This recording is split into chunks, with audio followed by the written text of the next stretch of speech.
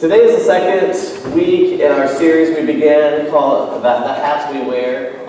And we're talking about the different roles we play. A lot of times we have to juggle or balance between these different jobs, these different tasks, and the different roles that we have. And if anyone in life wears a lot of different hats, it's definitely a mother.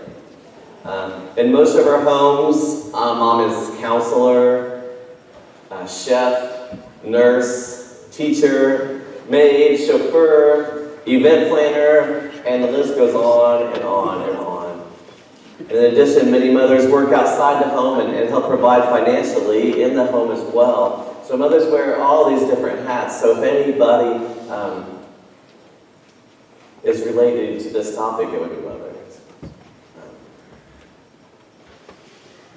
To be honest with you, today is a challenge for me. It's my first Mother's Day as a preaching minister, and when you're dealing with kids, it's easy to just go, honor your mother, now go, and here, do this craft and bring it home to mom, it's pretty easy. But here I got a room full of moms, I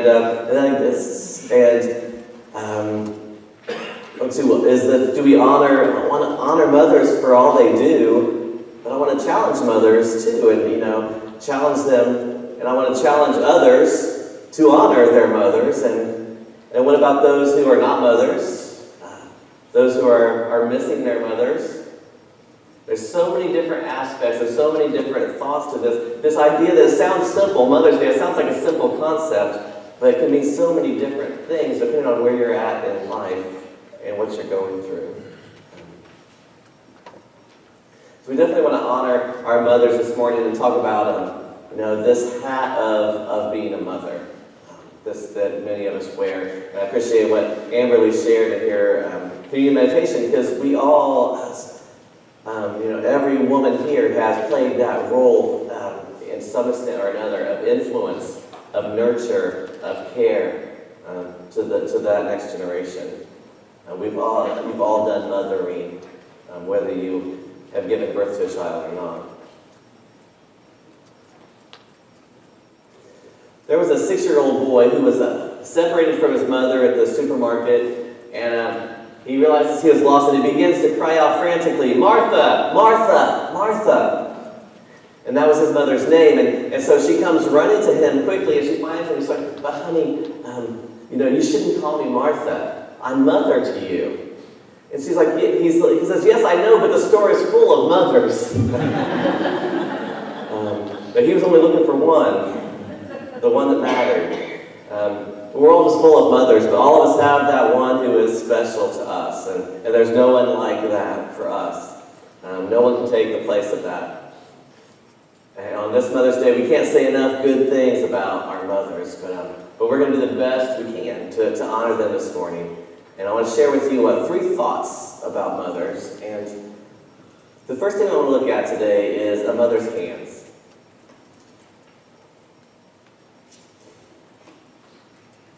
Mother's hands are, they can be soft and gentle when they need to be. When they comfort us when we're sad or upset as we were growing up, cared for us when we were sick, tended to us when we were hurt. So when needed, they can be soft. And a mother's hands can also be firm when they needed to be. When we needed corrected or we needed disciplined, mother's hands could be firm, and we could feel that firmness too. Mother's hands can get dirty when needed. Through changing diapers, cleaning up messes, moms do what needs to be done. So mother's hands are busy hands. Tending to the wide variety of all the different things, all the different tasks that often are taken for granted, unless they're left undone. So in short, a mother's hands work. That's what they do. We're going to be looking at in the final chapter of Proverbs. You can find your Proverbs in your Bible if you have one. If you open your Bible about halfway through, you'll probably end up in Psalms. And then one more chapter to your right is the book of Proverbs. And at the end of Proverbs, the last chapter is chapter 31. And the last section in the last chapter of Proverbs is a section known as either the Proverbs 31 woman or a wife of noble character, a woman of noble character, and it gives these qualities of a godly woman, a woman that would be set up as a standard, as something to emulate, and something to honor. And so we're going to be picking out some verses from this section. If you want to have that open and accessible to you, you can. But the book of Proverbs is full of these nuggets of wisdom, and the end, like I said, it describes the qualities of a godly woman. And while not specifically limited to mothers, it definitely is talking about them. In this text, we see that mothers do all kinds of work. Their hands find all kinds of work to do. In verse 13, it says she looks for wool and flax and works with her hands in delight. Verse 14 says she is like merchant ships. She brings her food from afar. Verse 15 says she gives food to her household. So we see that she's sewing, she's shopping, she's cooking, all these things to make the family successful and healthy. Way down in verse 24, it says she makes linen garments and sells them and supplies belts to tradesmen. So she provides, she does what she can to provide for her family. Verse 27 says she watches over the affairs of her household and does not eat the bread of idleness. So mother's hands are not idle, they're not lazy. She does what needs to be done with her hands. And that was true when Proverbs 31 was written, and it's just as true today. So we want to thank all the mothers and the aunts and grandmothers and older sisters and all the people that find themselves filling those roles. And we honor you guys today for the work that your hands have done, the mother's hands. But the second thing we want to consider is a mother's mouth. Mother's mouth speaks. In chapter 31, verse 26, says she speaks with wisdom and faithful instruction is on her tongue. A mother's mouth speaks wisdom into our lives, imparts comfort when needed, advice when needed, reprimand when needed. Preacher John Wesley, when he was a student at Oxford University, and he was, the story says, he was just shocked at the amount of drinking and alcohol by the students at Oxford. And if that's how he felt back then, I can only imagine how he could feel today. I'm sure things haven't gotten any better. But he was just so caught off guard and shocked by that. Then he wrote a letter to his mother about it, his mother Suzanne Wesley, and just for her counsel. And she sent the following words back to him. My dear son, remember that anything which increases the authority of the body over the mind is an evil thing. Anything that increases the authority of the body over the mind is an evil thing. What great advice. I'm sure that Susanna Wesley had all kinds of other good words of wisdom to her children. Another example I ran across, Winston Churchill.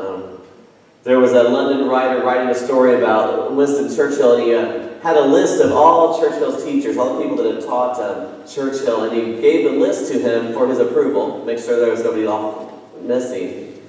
And Churchill returned the list with this comment written on it: you have failed to mention the greatest of my teachers, my mother.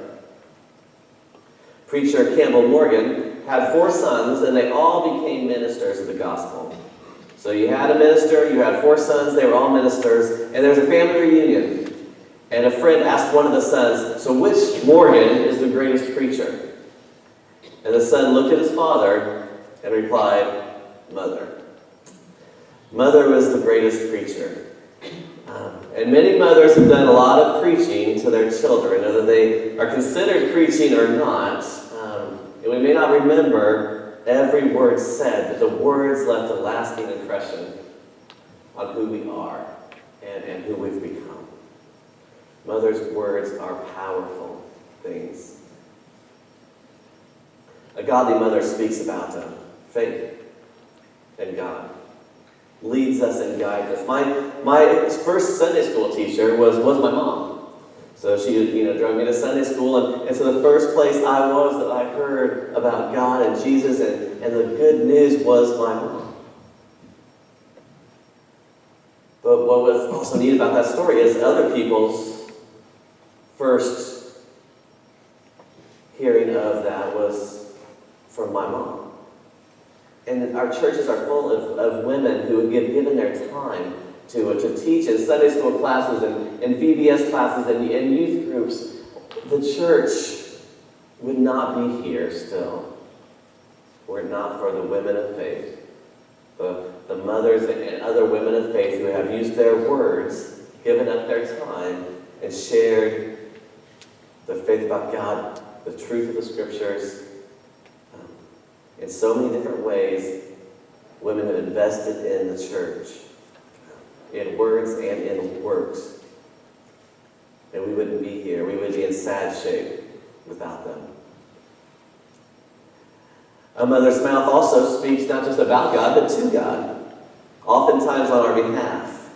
The prayers of a mother are powerful and passionate. They can be seen throughout Scripture, from Hagar and Sarah and Hannah in the Old Testament. We see Mary and many others in the New Testament. Throughout Scriptures, we see mothers lifting up to God, either their desire for children, we see that a lot in Scripture, or their desires for their children.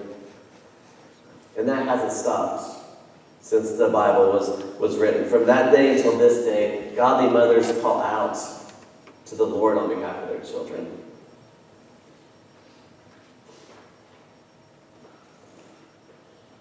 I know. What pages are stuck together?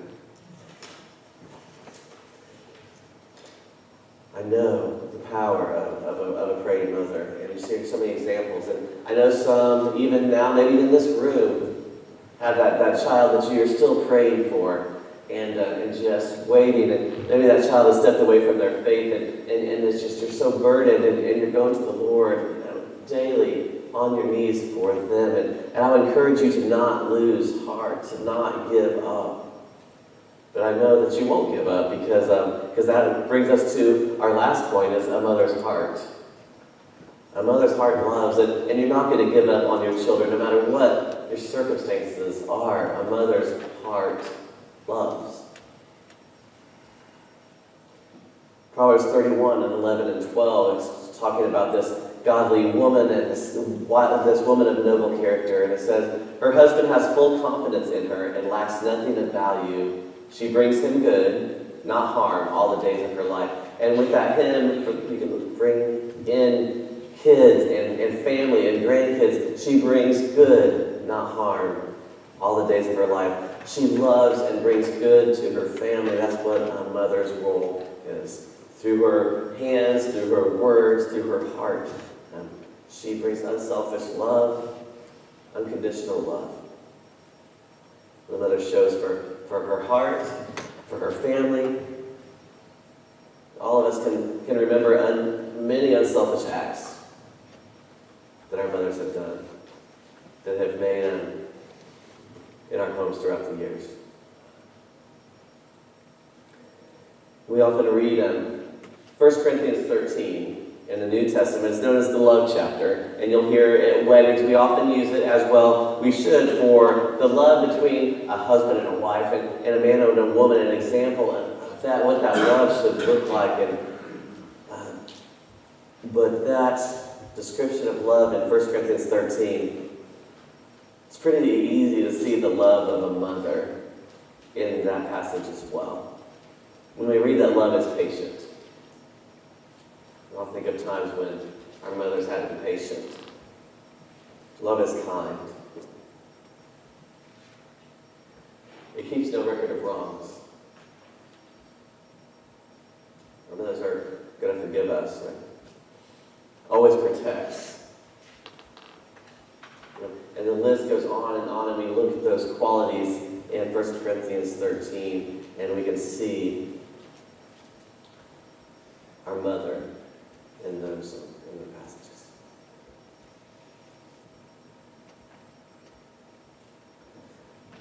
Thomas Edison once said, "I did not have my mother long, but she cast over me an influence which has lasted all my life. The good effects of her training I could never lose. If it had not been for her appreciation and her faith in me at a critical time in my experience, I should never likely have become an inventor. I was always a careless boy, and with a mother of a different mental caliber, I should have turned out badly. But her firmness, her sweetness, her goodness were potent powers to keep me in the right path. My mother was the making of me. The memory of her will always be a blessing to me. My mother was the making of me. Wasn't that a powerful phrase? What a loving tribute to a mother. We'll only go once more to Proverbs 31. Verse 28 says that her children arise and call her blessed. Her husband also praises her.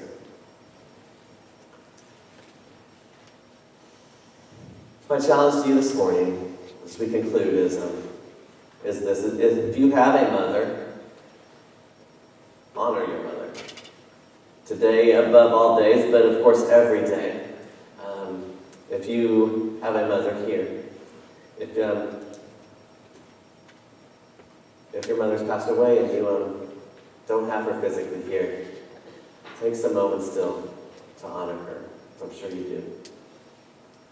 But if you do have the blessing of having her here, don't take that for granted. You don't know how much longer they'll be a part of your life. We'll talk about what they mean to us, what they've done to us, their hands and their words and their heart. And so I take time to honor your mother. Take time to reconcile it. If there's issues going on there, and no family's perfect, and the Bible doesn't try to paint a perfect picture. He talks about this woman and all her virtue and all her character. But the Bible is a real book, and we've got problems, we've got struggles. No family is perfect. But to honor your mother today, as imperfect as you are, as imperfect as she is, honor her today. If you are a mother, I've got two requests of you. The first one is to be honored. I know sometimes it's awkward. You do so much. Take the day off today, right? And everybody else here is hearing me, so you got to make this happen, okay? Take the compliments, take the praise. Don't this false, there's a place for humbleness, but you don't just take the honor that you get today and be honored. Allow yourself to be honored today. And be honorable. Be the kind of woman explained in Proverbs 31 and set that as your goal. We've all got room to improve. Mothers, fathers, sons, daughters, aunts, uncles, whatever, all the different hats we wear. We've not arrived. We have room to grow. We have room to improve. So I challenge you to be honorable today. So honor your mother. If you're a mother, be honored and be honorable. I'm going to get you to those restaurants on time today. So let's pray. Father God, just thank you so much for mothers. We lift them up to you. We honor them for all that they do, for what it is they invest in us. Their time, their energy, their effort, their words, the sweat, their tears, their prayers, all the different ways that they've given up for us. Just pray that you would honor them today, and just that we would be challenged to live a life that shows the kind of people they've made us to be, the kind of life that we can, that they would be proud of, that they would honor, that not just honor them through our words and cards and the things we do for them, but we would honor them with the lives that we live. Lives faithful to you. In your Son's name we pray these things. Amen. Would you stand as we sing our hymn invitation? If you have a decision to make today, if you've never accepted the Lord as your Savior, you need prayer for a situation going on, we'd love to do that for you as well. So come as we stand as we sing together as we close.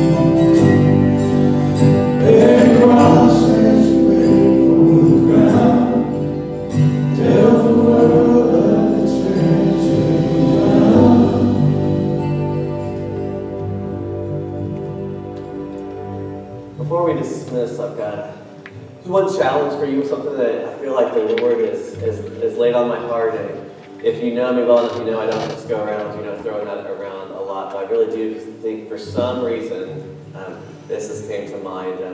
Some of you, somebody here, you're going to run into a mother today. And one of the things that mother is doing to help provide for her family is she's waiting tables somewhere.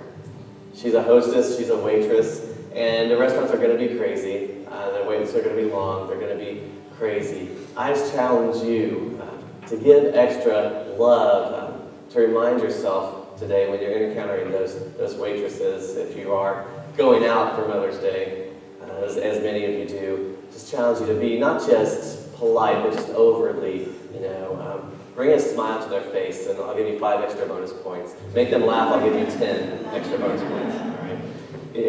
If your 10 makes them smile, I'll give you 20 extra bonus points. But just, it's hard. Mothers are struggling. They're doing what it takes. They're working on Mother's Day so that you guys can celebrate Mother's Day. And I just feel like somebody somewhere, we may never know, is going to run into a mother that needs something today. And I don't know why that's on my heart, but that's to challenge you if you do find yourself to go out. Just be a little extra loving, a little extra compassionate to those wait staff. Let me pray for us. Father God, we just love you. Thank you for family. Thank you for just provide for us. None of us can choose our own families. We had those given to us.